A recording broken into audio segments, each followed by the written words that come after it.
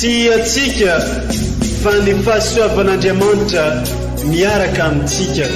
Isika fa ny fahasoavan'Andriamanitra miaraka amintsika noho izy atsika sandrivaky sy asantsika miaraka aminy. Ny fianakaviana no taniketsa ipoiran'ny vocation. Déploie ton cœur et viens nous sauver.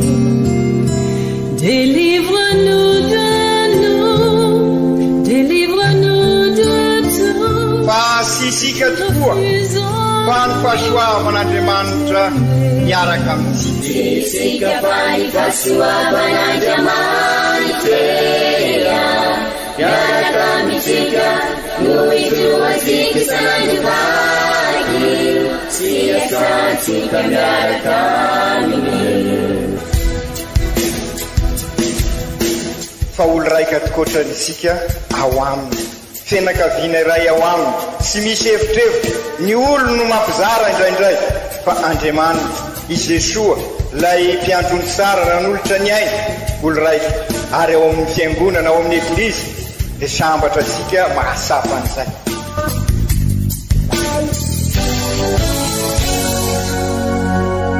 Olo araiky atsika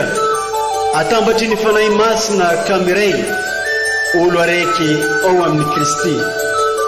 Fandaram-pampianarana iaranao amin'ny son excellence Monseigneur Benjamin Marc Caramarson eto amin'ny radio Fagniry.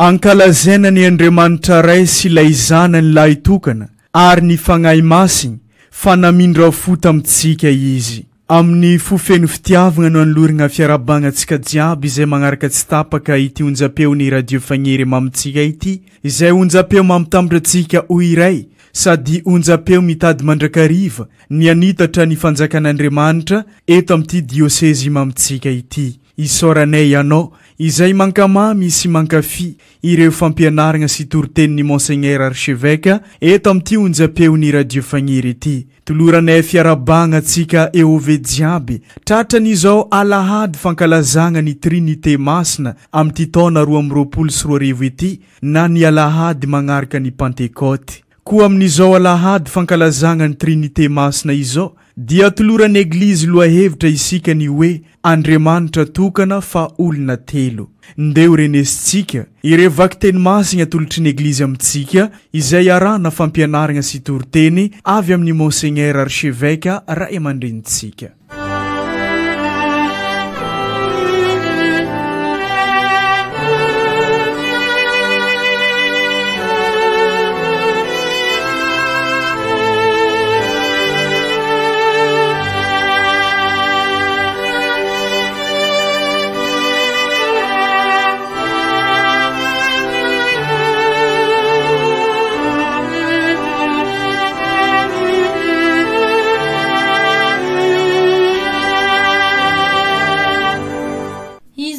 Lazainy fahendren'Andriamanitra nananahy hatramin'ny fiandohan'ny lalany tompo dia talohany asany ela indrindra.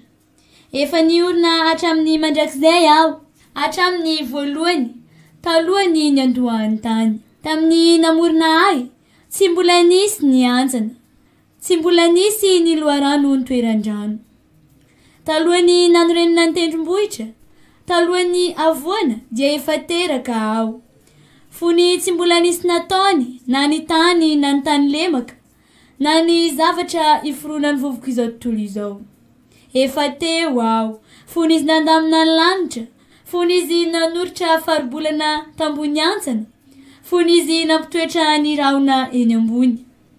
Sy namolaka ny loharano avy amin'ny antsana, fony izy nanisy faritra ho an'ny ranomasina mba tsy ho aran'ny rano ny morony. Fony izy nandatsika ny fanorenan'ny tany. Izaho dia niasa teo anilany, ny ravoravo isanandro, ny lalao teo anatrehan'ny mandrakariva, ny lalao tamin'ny globiny taniny. ary nahita fahafinaretana teo amin'ny zanak'olombelona. Izany ary ny tenin'ny Tompo, isaorana ny Andriamanitra. Fidatsika tao amin'ny Kristy, taloha indarira ny satontoresa Andriamanitra. Nao masina isika, tsy anatyria wanatrehanu, numi fitiavana,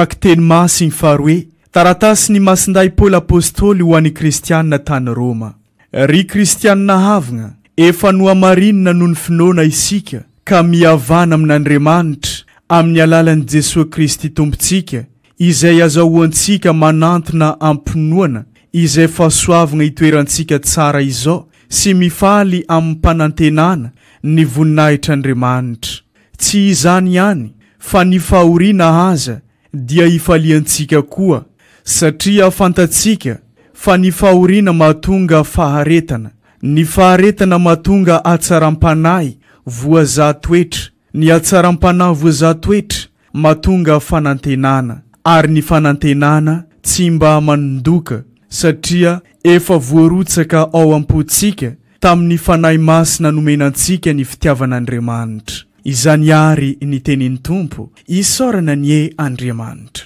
Alleluia, alleluia, alleluia, velo mutatoni Tompo. Alleluia, alleluia, alleluia, velo mutatoni Tompo. Alleluia, alleluia, alleluia, alleluia, alleluia, alleluia, alleluia, alleluia, alleluia, velo mutatoni Tompo. Ombantsika menakavy any ny Tompo ho tanteraka tokoanay izany. Evanjely masigny nisoratany masindahy Joany voninahitra ny ho anao ry Tompo. Tamin'izany andro zany i Jesosy nilaza tamin'ny Nikodemo nagnano hoe lehibe tokoa ny fitiavan'Andriamanitra n'izao tontolo izao. Nomeny zany nitokana mba tsy ho very zay rehetra mino azy fa hanana fiainana mandrakizay. Fa Andriamanitra tsy nanirika ny zanany tamin'izao tontolo izao mba hitsara izao tontolo izao fa mba hamonjy an'izao tontolo izao. Zay mino azy dia tsy tsaraina, fa zay tsy mino kosa dia efa voatsara raha teo satria tsy mino ny anaran'ny zanak'Andriamanitra tokana. Izany ary ny tenin'ny Tompo, dirany ho anao ry Kristy.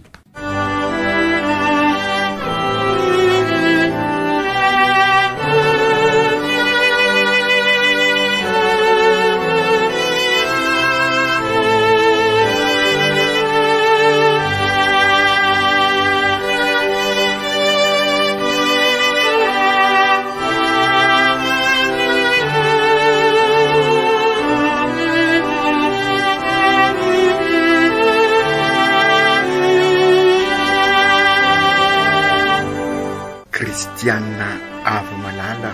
tamin'ny alahady lasa teo sika dia niara-nankalaza ny Pentekoty ary azo lazaina fa tamin'ny fomba manokana tany andapa isorasika Andriamanitra fa tanteraka soamantsara io fankalazana amin'ny fomba manokana io zay azo volagnina fa Pentekoty vaovao ho asika. Ary dizay indrindra ry kristianina hava naverimberitsika tany andapa fa sy tanjona fa dingana lehibe zao ataosika zao amin'ny fanorenana an'izay eglizy olona velona EOV eto amin'nivon'ny diocèse zay dia bary vaovao isika, zany hoe fiaingana amin'izay fanorenana tontolo mba hahafahasika mivelatra ivelomantsika ny mahazanak'Andriamanitra sika ka tonga sika ho Kristy mpiarabelona eo amin'ny olona zary vavolombelona manambara ny vaovao mahafaly ny Kristy. Pentekoty vaovao eto amin'ny diocèse sika ka maha Pentekoty azy dia tsy maintsy voahiraka zay mandray anjara amin'izay Pentekoty izay tahaka n'ireo apôstôly tamin'ny eglizy fanombohan'ny eglizy ka izay indrindra no andrasana amin'isika EOV siraikiraiky mba iroso amin'ny lalindalina kokoa. Raha tadiditsika dia engany ny fankalazana no taterahisika ka nahasapahasika niasa ny fanahy masina tamin'izay fotoana izay ka nispesika sara ny fanahy masina dia mampiombona sika ho anisan'ny fianakaviam-bezanahary ary ny fanahy masina no mankahery sika iroso lalindalina koa amin'izay fizorono vavolombelona na dia ho aza ny fahasahiranana na dia ho aza ny zava-misy mety mangeza ary ny fanahy masina dia mahatonga sika tokoa ho anisany zanak'Andriamanitra, ary zay no nisipesika tokoa tamin'io famaranana tany ambanja tany andapa io, ka nanotiasika sara fa mampiavana mampiombona ary mahatonga sika fantatra bebe kokoa, satria mpanazava ihany koa mpanory lalana ny fanahy masina. Ka izay fankalazana izay no miainasika tany andapa,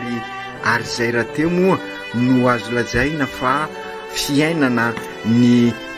batemy, satria ny batemy tokoa no mahatonga sika ho zanak'Andriamanitra ho fahariana vaovao. Ka ny fanahy masina no mankaheresika,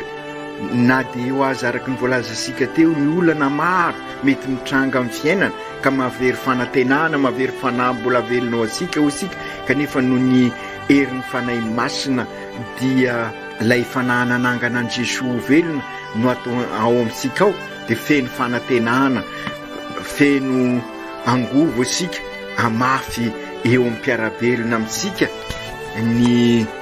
vaovao mahafaly, ny fanantenana entiny fanahy masina, ary dia mahatoky tokoa isika. Fa indrindra moa ao anatin'izao sinôda izao isika miara-dalana amin'izay fivelomana an'izay sinôdy zay, ka ahatonga sika tokoa ho Kristy mpiarabelona amin'ny olona. Ka amin'izao alahady izao ary ry kristianina havana dia alahady ankalazasika ny trinité masina tokana olona telo. Marina sy takatra ny saisika zany matetika fa mahatoky ny fahasoavan'Andriamanitra isika. Alahady manaraka ny Pentekoty no andalinana an'io trinité masina io. Marina isaky ny mivavaka isika dia mitodika amin'izay trinité masina izay, ary io finoatsika ny trinité masina io dia mampiavaka ny fivavahansika. Ny fivavahana hafa dia sy mankatoa izany Andriamanitra tokana olona telo io, ray, zanaka sy fanahy izany. Sy hoe zarizarain'Andriamanitra eto, sy hoe mino Andriamanitra zarizaraina isika, fa tokana io Andriamanitra io fa olona telo, izany hoe miombona tanteraka amin'ny ray, miombona tanteraka amin'ny zanaka, miombona tanteraka amin'ny fanahy masina. Olo raika izy ireo ka sy azo sarasaraina, ary izany no antony mahatonga ny Eglizy manao fankalazana manokana rehefa avy mankalaza ny fidina ny fanahy masina. Zany hoe ny asa mpamonjena no ahafahasika mampisongadina an'izay maha olo raika ao amin'ny trinité masina izay. Ny fanahy masina ao amintsika izay nilazaisika tamin'ny alahady lasa teo, fanahy mpanazava ary nampanantenain'i Jesosy rahateo, araky ny voalazany hoe ho avy ny fanahy masina anampy anareo ahasapa zavatra maro mbola sy fantatrareo. Ka inona moa no ahafahasika mampisongadina tokana olona telo izay, dia sy inona fa Andriamanitra fitiavana. Ny fitiavana sy voazarazara fa azo zaraina. Fivelomana izany no ambaran'ny fiombonan'ny fanahy masina, ray, zanaka sy fanahy masina. Manambara zany fiveloman'ny fitiavana zany koa ny famantarana ambarasika ny azo fizaliana, ataosika isaky ny manomboka vavaka isika amin'ny anaran'ny ray sy ny zanaka sy ny fanahy masina. Ka raha izay koa rehefa mamarana vavaka isika dia faranansika amin'ny fanomezana voninahitra an'Andriamanitra ray, zanaka sy fanahy masina. Zany hoe ny trinité masina dia vavaka ao amintsika mandrakariva. Ankalazaisika androany ary ny trinité masina. Marina fa isaky ny mivavaka sika araky ny averimberisika teo dia mibanjina ny trinité masina. Fa tiany Eglizy kosa nefa ny any ty mba ibanjinansika manokana ary andalianantsika manokana io mistery lehibe mampiavaka ny finoansika amin'ny finoana hafa io ary anovozasika bebe kokoa ny mahazanak'Andriamanitra sika satria anisan'ny fianakaviam-ben'ny Trinité masina isika raha vao vita batemy ary miombona amin'ny Trinité masina araka voalazasika teo ary io no maha eglizy asika ka ao anatin'ny Trinité masina no iombonasika an'izay eglizy fianakaviam-ben'Andriamanitra izay marina mety tsy takatra ny saisika olombelona izany fa ny fahasoavan'Andriamanitra miaraka amintsika no ahafahasika mahatakatra an'izay mistery izay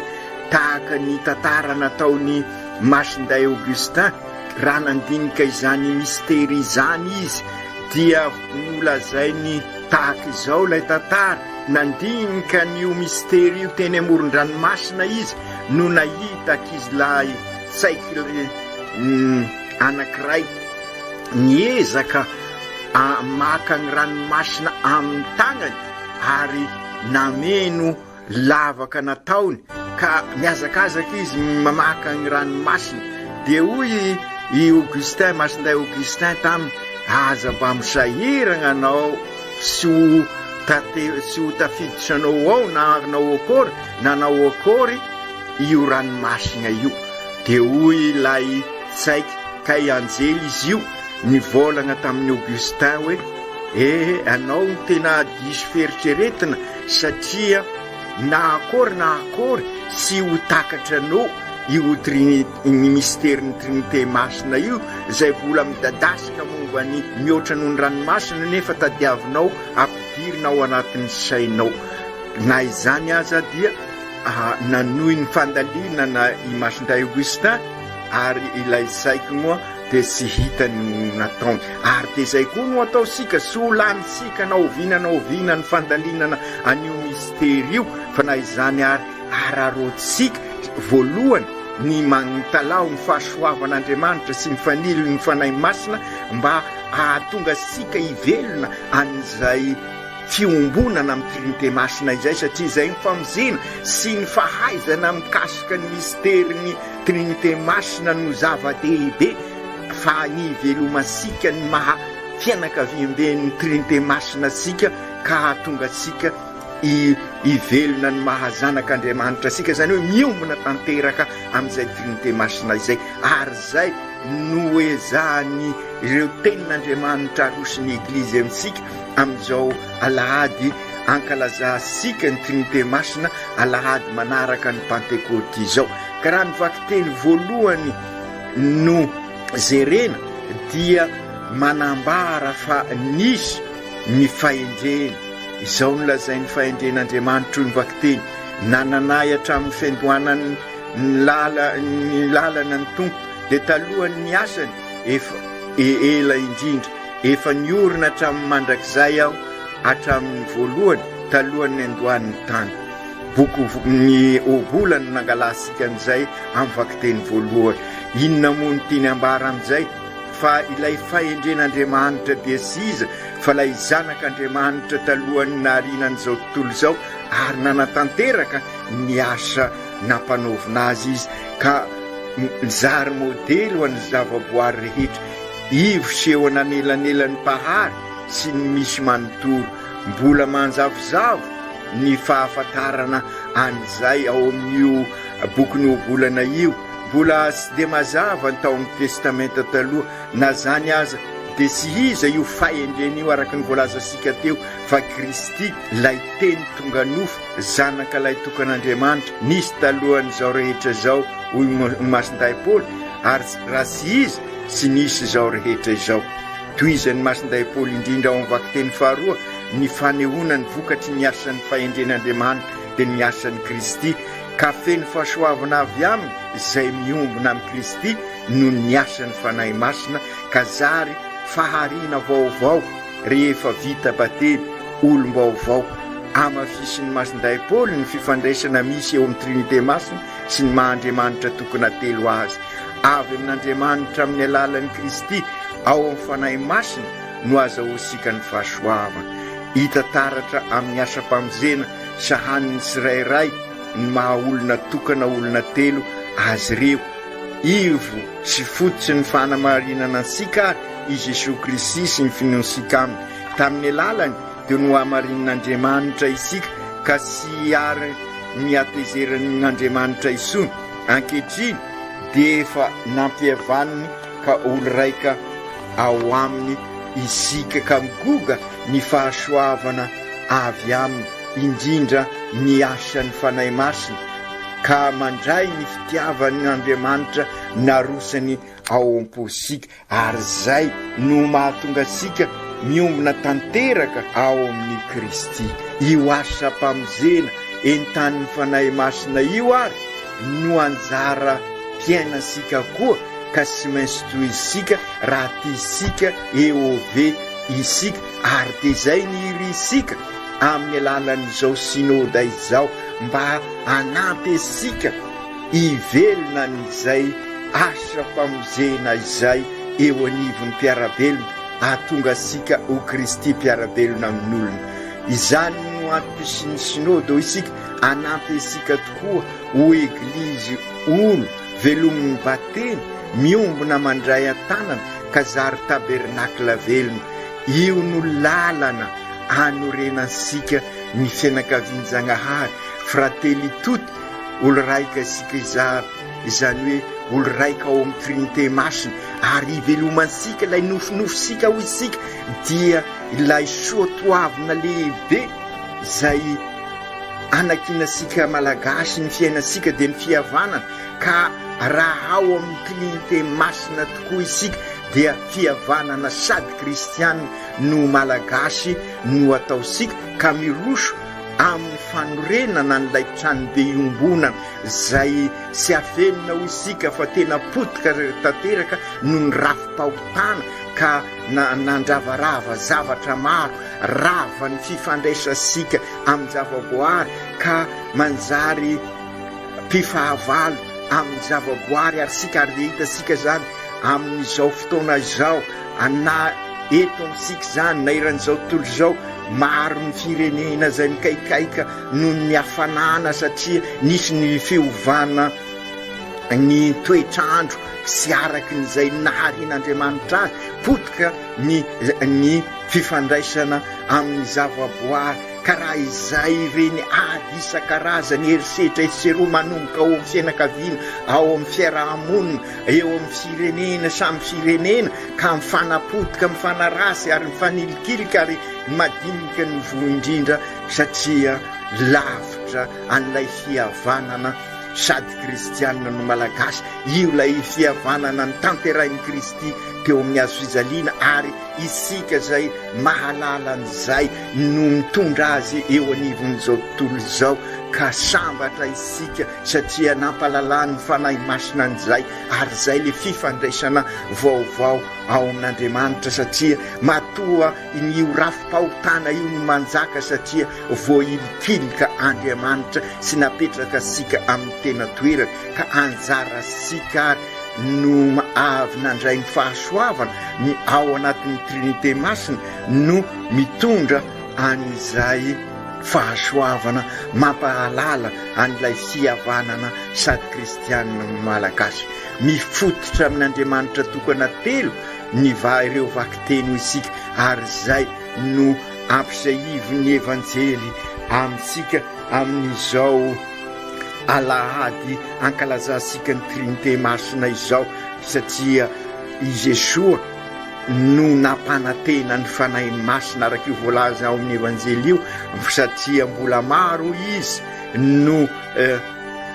tsy fantatrareo fa ho avy ny fanahy masina ary izy ny lazalaza sy anambara aminareo ka rehefa fantatrareo izy dia anome voninahitra ahy satria andray ny avy amiko ka anambara izany aminareo zay rehetra ananany ray ka izany no anaovako hoe andray ny avy amiko izy ka nambara izany aminareo ary dia izay no nambara sika ka engany mba irosy lalindalina kokoa isika andalina ny finoansika hiara hivavaka ka hanorina n'izay tranomben'Andriamanitra izay ary hanorina ny fianakavian'Andriamanitra frately toto olo raika sika ziaby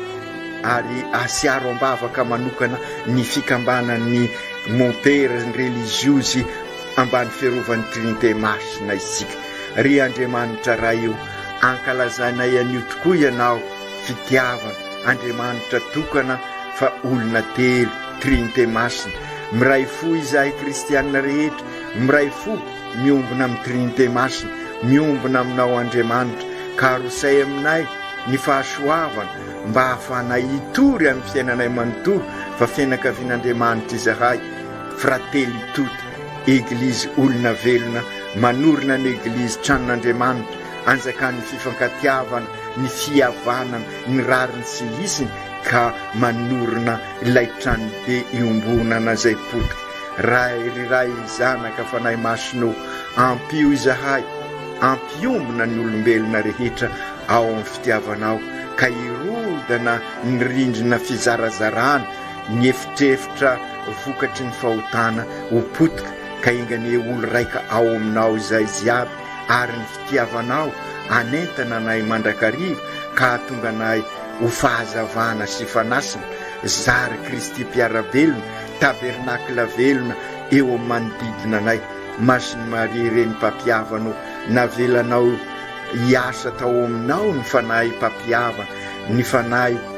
masina ka mivavao anay mba hay andray ny fanahy masina koa izahay zanakao ka ny fiainanay ny ho mpampiomona ho mpampiavana ka ho tabernakla velona izahay aoko tanteraka izany amin'ny anaran'ny ray sy ny zanaka sy ny fanahy masina amen.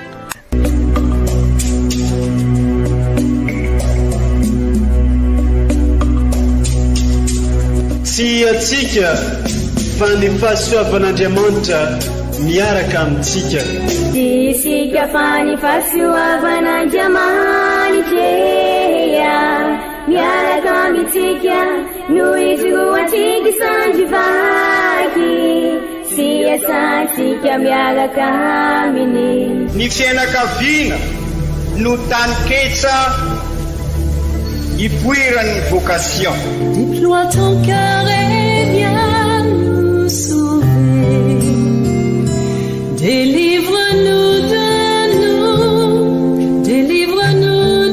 tout. Fa sisika tokoa fa ny fahasoavan'Andriamanitra miaraka amintsika. Sisika fa ny fahasoavan'Andriamanitra miaraka amintsika noho izy roatsika sandrivaky sy asantsika miaraka aminy. Fa olo raika tokoatran'isika ao aminy fianakaviana iray ao aminy tsy misy evitrevitra ny olo no mampizara indraindray fa Andriamanitra i Jesoa lay mpiandrony tsara nanolotra ny aina olo raika ary ao amin'ny fiangonana ao amin'ny eglizy dia sambatra atsika mahasapa an'izay.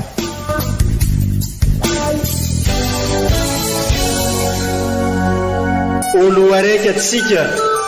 atambatry ny fanahy masina kamiray olo araiky ao amin'ny Kristy.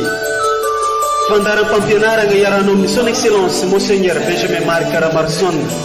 eto amin'ny radio Fania.